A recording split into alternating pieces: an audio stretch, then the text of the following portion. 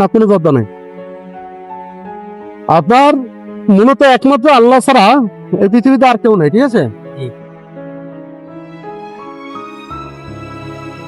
না, আমি আপনার দোকানটা যাওয়ার সময় দেখছি, আমি বলি যে এত বড় দোকান। এটাও চকি, এটাও আরেকজনের দিচ্ছে। খালি আমি শুধু এই ফিল্টারটা কিনতে নেই, আর এই যাবতীয় পুঁজি আরেকজনে লই দিছে।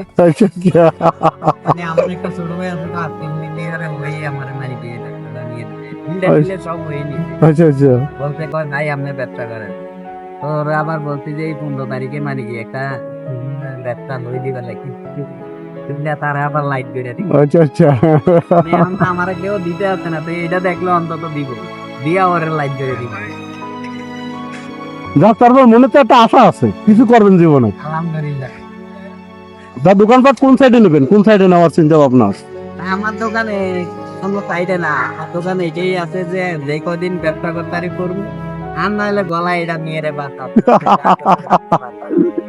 না, এমনি দোকান দেওয়ার খেয়াল আছে নাকি?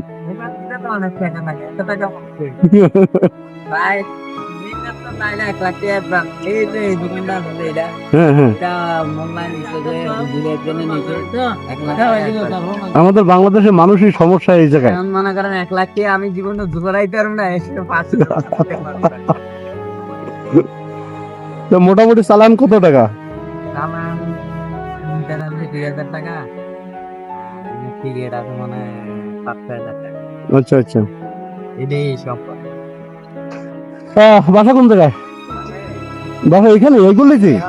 সূত্র থেকে আমি অনেক কষ্ট বাদে আমার পরিবারের সব চাকরি নিয়ে যাবো, আমি কিছু নিতারই না। তো তাই? কি সমস্যা হয়েছিল আপনার, কি সমস্যা হয়েছিল? কেনা রাস্তা থেকে বস্তাদের রাস্তা অপারেশন। তাই? হ্যাঁ, আর কইলা আজকে বিগত আপনার 2.5 বছর মানে